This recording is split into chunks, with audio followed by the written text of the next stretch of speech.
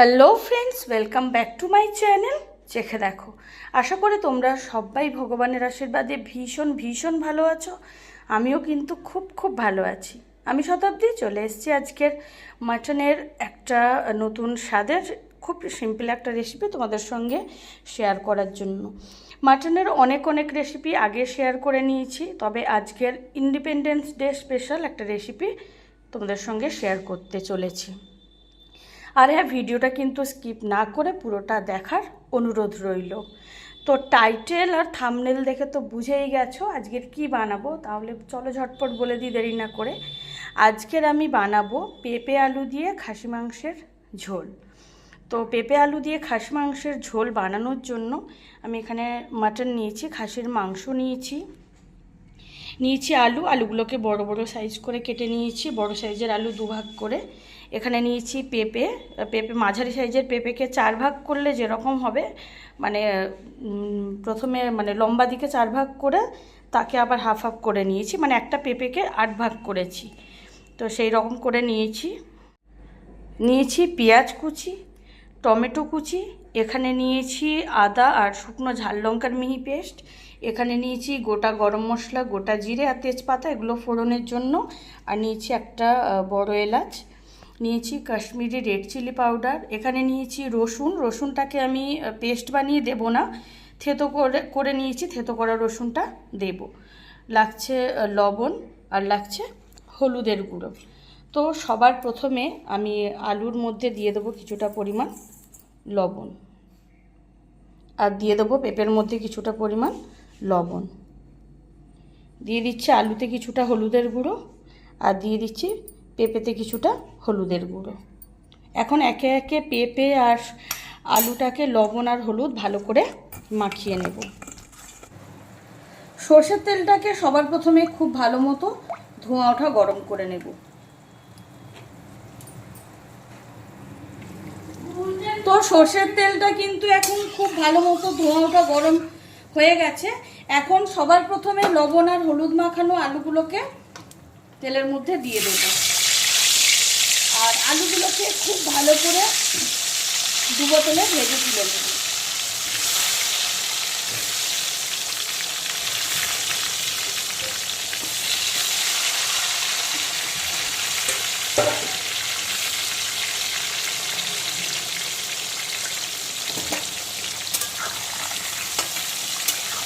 আর আঁচটা কিন্তু অবশ্যই ফুল ফ্লেমে রাখতে হবে, যেহেতু আলুর পরিমাণটা বেশি, আর সবথেকে বড় কথা আলুটা যাতে খুব সুন্দর করে ভাজা হয়। এখন কিন্তু আলুগুলোকে খুব ভালো করে ডুবো তেলে ভেজে নিয়েছি, হালকা বাদামি কালার করে। তো আলুগুলোকে আমি তেল থেকে তুলে নেব।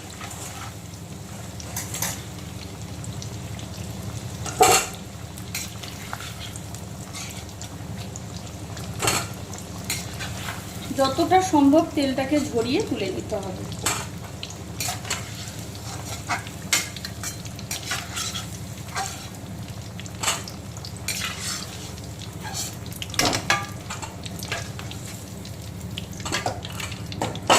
এখন এই আলু ভাজার তেলেই দিয়ে দেব লবণ আর হলুদ মাখানো পেঁপে। তবে পেঁপেগুলোকে খুব বেশি কড়া করে ভাজবো না, হালকা ভেজে তুলে নেব।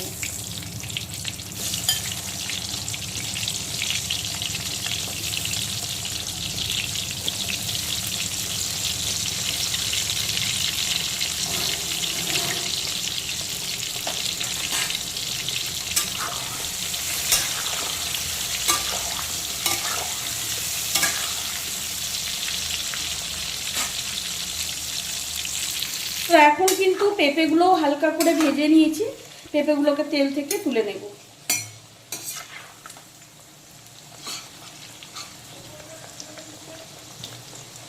যতটা সম্ভব এইভাবে তেলটাকে ঝরিয়ে তুলে নেব। এর থেকে কড়া কিন্তু ভাজা যাবে না, তাহলে কিন্তু পেঁপেটা খেতে অতটা ভালো লাগবে না।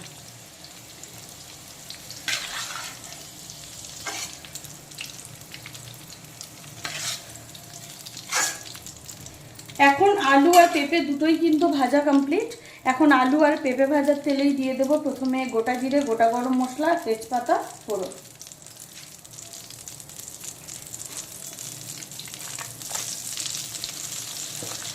গোটা জিরে গোটা গরম মশলাটা হালকা ভাজা হয়ে গেলে দিয়ে দেবো পেঁয়াজ কুচি।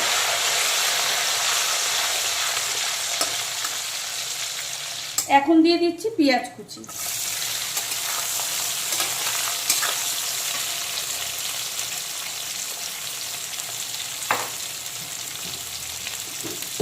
আর দিয়ে দেব কালার এবং ফ্লেভারের জন্য 1 টেবিল চামচ পরিমাণ চিনি। এখন বেশ কিছুক্ষণ লো টু মিডিয়াম আঁচে অল্টারনেট করে করে পেঁয়াজ কুচিটাকে কিছুক্ষণ ভেজে নেব। পেঁয়াজ কুচিটার থেকে যখন কাঁচা গন্ধ চলে যাবে তখন আমি এর মধ্যে থেতো করা রসুনটা দিয়ে দেব। খুব বেশি কড়া কিন্তু ভাজবো না।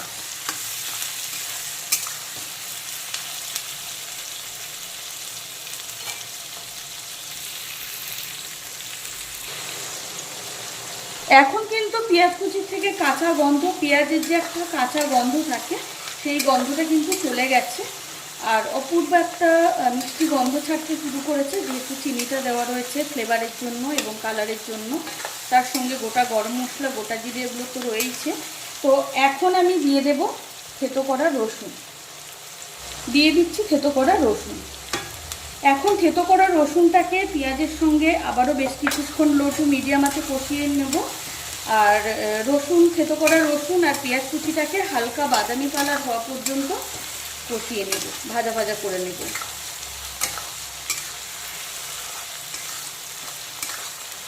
ডার্ক গোল্ডেন ব্রাউন কিন্তু হবে না।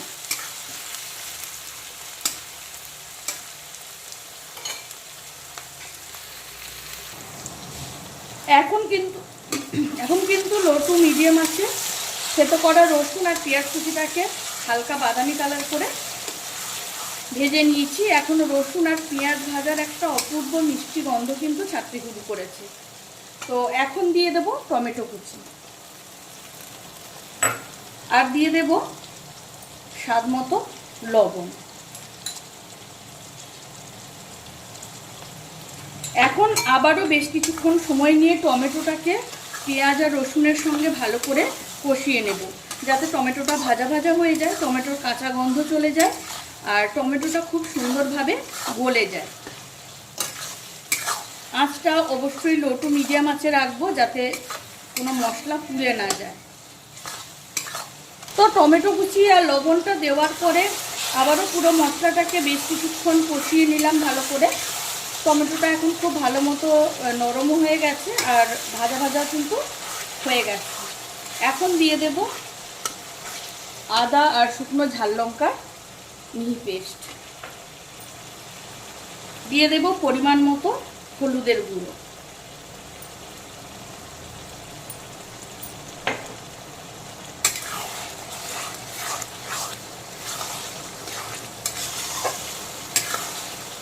আর দিয়ে দেব কাশ্মীরি রেড চিলি পাউডার, সেটা অবশ্যই কালারের জন্য।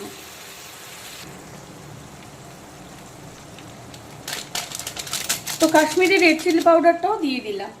এখন আবারও বেশ কিছুক্ষণ পুরো মশলাটাকে লো টু মিডিয়াম আঁচে অল্টারনেট করে করে কষিয়ে নেব, মশলার থেকে সমস্ত কাঁচা গন্ধ চলে যাওয়া পর্যন্ত আর মশলার চারদিক থেকে তেল ছাড়া পর্যন্ত।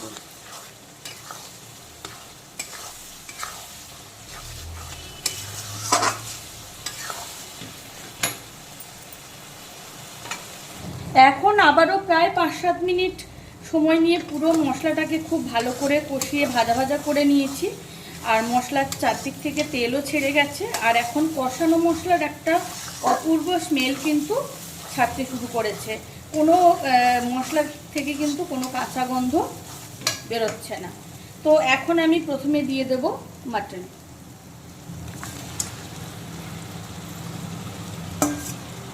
প্রথমে মাটনটাকে ভালো করে মশলার সঙ্গে মিক্সড করে নেব, অবশ্যই লো আছে। সমস্ত মশলার সঙ্গে আগে খুব ভালো করে এইভাবে মিক্সড করে নিতে হবে।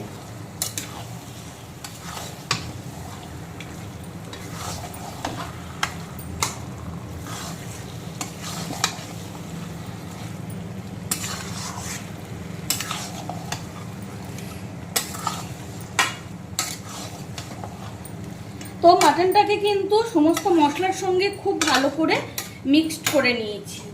এখন বেশ কিছুক্ষণ সময় নিয়ে প্রায় 10 থেকে 15 মিনিট সময় নিয়ে ঢাকা চাপা দিয়ে দিয়ে আমি মাটনটাকে প্রথমে কষিয়ে নেব খুব ভালো করে।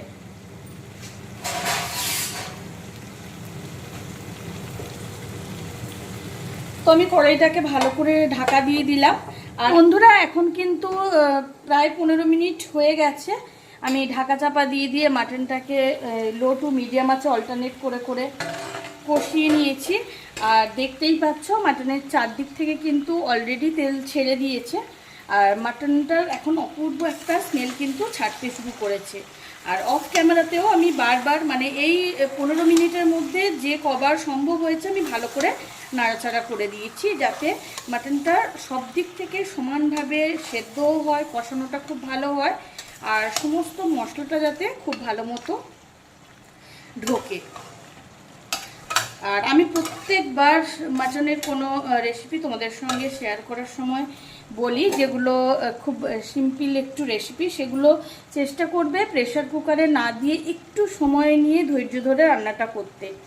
তো এখন আমি দিয়ে দেবো কিছুটা পরিমাণ গরম জল।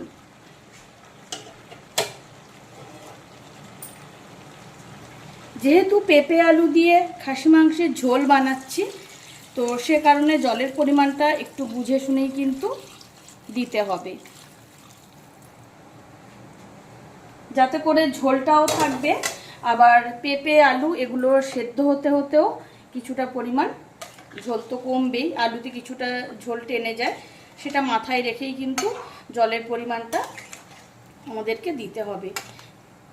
এখন আবারও 10 মিনিট সময় নিয়ে ফুল আছে বেশ কিছুক্ষণ মাটনটাকে ভালো করে ঝোলের সঙ্গে ফুটিয়ে নেব, একেবারে ফুল ফ্লেমে, যাতে কড়াইতে সমানভাবে আঁচটা লাগে। এখন প্রায় 10 মিনিট সময় নিয়ে ফুল আছে মাটনটাকে ঝোলের সঙ্গে ভালো করে রান্না করে নিয়েছি। দেখতেই পাচ্ছ মাটনটার চারদিক থেকে খুব সুন্দরভাবে কিন্তু ফুটতে শুরু করেছে। তো এই পর্যায়ে আমি গ্যাসটা অফ করে কড়াইটাকে ভালো করে ঢাকা চাপা দিয়ে মাটনটাকে রেখে দেবো স্টিমে। তোমরা চাইলে যদি সময় তোমাদের হাতে একেবারেই না থাকে, তোমরা প্রেসার কুকারে অনায়াসে বানিয়ে নিতে পারো। তবে প্রেসার কুকারের থেকে আমি বলবো এইভাবে বানালে কিন্তু বেশ ভালো হয়। তাতে করে বন্ধ করে যে 10 থেকে 15 মিনিট, হ্যাঁ সেটা অবশ্যই মাটনের কোয়ালিটির উপরে ডিপেন্ড করে। কিছু মাটন আছে খুব তাড়াতাড়ি সেদ্ধ হয়ে যায়, আবার কিছু মাটন একটু সময় লাগে, তাতেও কিন্তু কোনো প্রবলেম নেই। ঢাকা চাপা দিয়ে রেখে দিলে স্টিমে কিন্তু মাটনটা খুব ভালো মতো সেদ্ধ হয়ে যায়। তো আমি এখন আঁচটা বন্ধ করে দিলাম আর কড়াইটাকে উপর থেকে আবারও খুব ভালো করে ঢেকে দিলাম। এখন 10 থেকে 15 মিনিট সময় নিয়ে এইভাবে ঢাকা চাপা দিয়ে মাটনটাকে রেখে দেব। এখন আবারও প্রায় 15 থেকে 20 মিনিট সময় নিয়ে আমি আঁচটা বন্ধ করার পরে মাটনটাকে স্টিমে রেখে দিয়েছিলাম ঢাকা চাপা দিয়ে। তো মাটনটা কিন্তু এখন প্রায় 90 থেকে 95% সেদ্ধ হয়ে গেছে। তো এখন আবারও আঁচটা দিয়ে দিলাম, মাটনটাকে একটু ভালো করে নাড়াচাড়া করে নেব। দেখে বুঝতেই পারছো বন্ধুরা, মাটন কিন্তু আর বেশি বাকি নেই রান্না হতে। এখন ঝোলটা আবারও ফুটতে শুরু করলে ভেজে রাখা আলু আর পেঁপেগুলোকে ঝোলের মধ্যে দিয়ে দেব। বাকি রান্নাটা কিন্তু আলু আর পেঁপের সঙ্গেই হয়ে যাবে। তো ঝোলটা কিন্তু আবারও ফুটতে শুরু করেছে। তো এখন দিয়ে দিচ্ছি ভেজে রাখা আলু,